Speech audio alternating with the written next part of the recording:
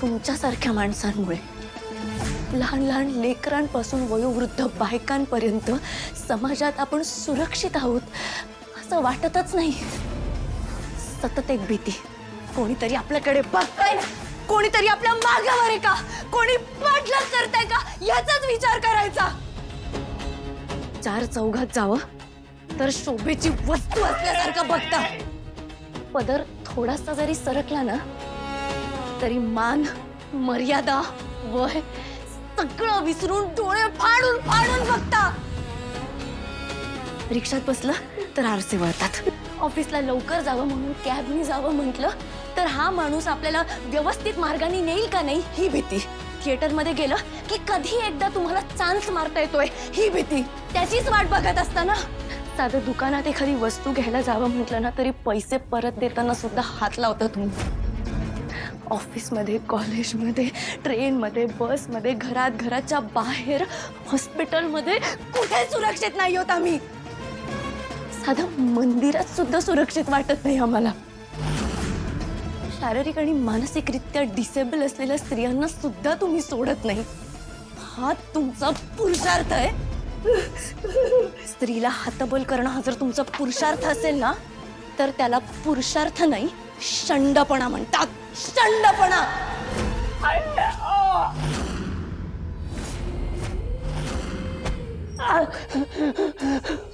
या आहेत राजमाता जिजाऊ, या फक्त छत्रपती शिवाजी महाराजांच्या नाही संपूर्ण मराठा साम्राज्याची राजमाता आहेत। यांनी स्वराज्याचा पाया रचला। यांनी प्रत्येक पुरुषाला परस्त्रीकडे आई समान बघायला सांगितलं आणि ही आहे एका स्त्रीची ताकद।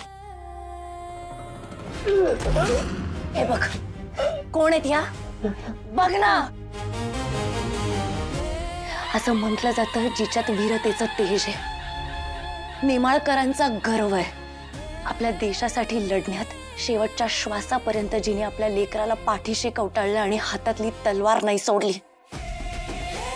आपल्या देशासाठी लढण्यात तिने जळून जाणं स्वीकारलं। ती आहे देवी महाकालीचा अवतार, झाशीची राणी लक्ष्मीबाई। आणि ही आहे एका स्त्रीची ताकद। ही ती माता आहे जिने स्त्रीला उंबरट्या बाहेर पाऊल ठेवण्यासाठी ताकद दिली आणि आज तिच्याच मंदिरात एका स्त्रीची अवहेलना करता तुम्ही। एका स्त्रीच्या पायात बेड्या घालायला निघालात। बेड्यात तिला नाही तुमच्यासारख्या पुरुषांच्या मानसिकतेला घालायला पाहिजेत।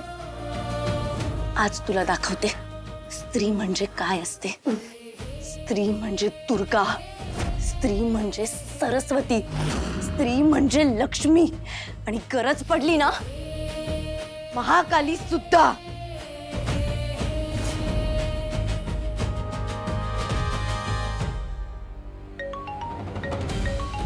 जय हिंद sir. Very good job Tarini. नेहमीप्रमाणेच हे मिशन सुद्धा तू सक्सेसफुली पार पाडलंस, अभिनंदन। ती मुलगी तिच्या आई वडिलांकडे सुखरूप पोचली। नाही सर, माझं काम अजून संपलं नाहीये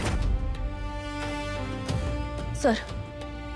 अजून बाहेर अशा खूप बायका आहेत, खूप स्त्री आहेत ज्यांना न्याय मिळालेला नाहीये। याच्यासारखा नराधम म्हणजे फक्त त्या घाणेरड्या माणसांचं प्रतिनिधित्व करतोय, पण ह्याच्यासारखे राक्षस अजूनही बाहेर फिरतायत जे त्यांची नवीन नवीन शिकार शोधतायत, कायद्याचा खेळ करतायत आणि आता त्यांना धडा शिकवायची वेळ आली आहे। तारिणी नेमकं काय म्हणायचंय तुला? सर, आपण एका माणसाला शिक्षा करून एक मुलगी वाचवली, पण बाहेर असलेल्या बाकी स्त्रियांचं काय? त्यांनी किती दिवस असंच राहायचंय? तेही आपली चूक नसताना किती दिवस असं भीती बाळगून राहायचंय? कित्येक मुली आहेत ज्यांचे आई वडील न्यायासाठी वाट बघतायत। सर, तुम्हालाही माहितीये अजूनही वयाच्या 17व्या वर्षी झालेला बलात्काराचा निर्णय वयाच्या 70व्या वर्षी सुद्धा झालेला नाही। अशा खूप केसेस आहेत आपल्याकडे। आता त्यांना न्याय द्यायची वेळ आलीये। लहान, तरुण, मध्यमवयीन, वृद्ध प्रत्येक वयोगटातल्या बायका या माणसांचा त्रास सहन करतायत त्यांची काहीही चूक नसताना। आता या मानसिकतेलाच थांबवायची वेळ आली आहे। ही विकृती ठेचून समाजासमोर उदाहरण उभं करायचंय मला। काय? सर, माझा कायद्यावर पूर्ण विश्वास आहे, पण एकदा, फक्त एकदा स्त्री शक्ती आणि ही वृत्ती समोरासमोर यायला हवी. यांना सुद्धा कळायला हवं, ज्या स्त्रियांना हे पायाखालची धूळ समजतात त्यांच्यात काय ताकद असते ते. माझी एकच रिक्वेस्ट आहे सर, काय? याला त्या स्त्री शक्तीचं दर्शन घडवायचंय. असा विचार करणाऱ्या प्रत्येक माणसाचे डोळे उघडायला हवेत सर. त्यांना सुद्धा कळायला हवं, स्त्री सुगड पूजून सौभाग्यासाठी जशी प्रार्थना करते ना, तशीच गरज पडली तर अहंकारी पुरुषत्वाला सुद्धा आवाहन करते. स्त्री जशी हातात दोरा घेऊन वडाला प्रदक्षिणा घालते ना, तशीच स्वतःच्या संरक्षणासाठी हातात शस्त्र घ्यायला सुद्धा कमी जास्त पाहत नाही. पुरुष म्हणतात बाईच बाईची शत्रू असते, त्यांना सुद्धा आज कळून देत, एका स्त्रीसाठी एक स्त्री रस्त्यावर उतरते.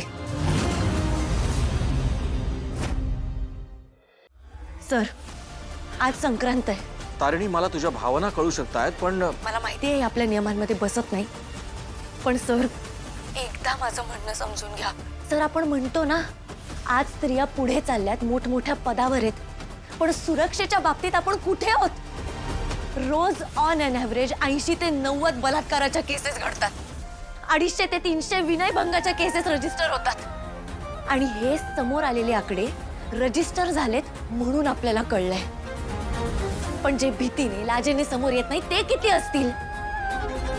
आज प्रशासन, कायदा, न्याय व्यवस्था असताना सुद्धा मुली असुरक्षित आहेत, आणि त्याचं कारण आहे ही मानसिकता. मुलींना कमकुवत समजण्याची वृत्ती. मला माहिती आहे सर, हा निर्णय तुमच्यासाठी सुद्धा खूप कठीण आहे, पण काय चूक होती त्या 17 वर्षाच्या मुलीची, जिचा जीव जाऊन सुद्धा तिचा लढा अजूनही संपत नाहीये? काय चूक होती त्या मुलीची, जी स्वतःच्या मित्रासोबत असूनही चालत्या बसमध्ये तिच्यासोबत राक्षसी कृत्य झालं? आणि हे सगळं समोर असूनही न्याय मिळायला किती वेळ गेला हे तुम्हालाही माहिती आहे सर. सर, आज या राक्षसांच्या मनात भीती निर्माण केली नाही ना, तर हे चक्र असंच सुरू राहील. हे मोडायला हवं सर. सर, तुमच्या घरी सुद्धा तुमची बायको, बहीण, मुलगी आहे, त्यांचा एकदा विचार करा, आणि त्यांच्याबरोबरच समाजातल्या इतर बायकांचा सुद्धा विचार करा.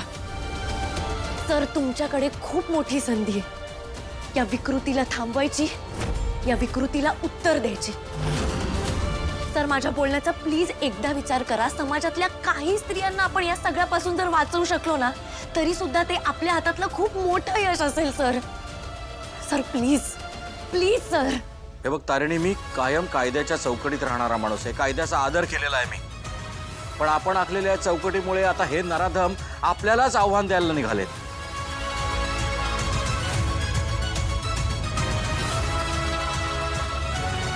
आपण काय आहोत आणि आपण ठरवलं तर काय काय करू शकतो हे दाखवण्याची वेळ आली आहे यांना. तारिणी, मी तुझ्या सोबत आहे. Go ahead.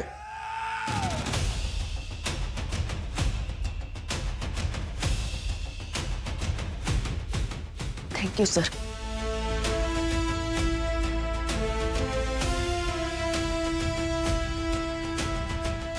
आता हा प्रत्येक क्षणी मृत्यूची भीक मागेल अशी अवस्था होईल याची.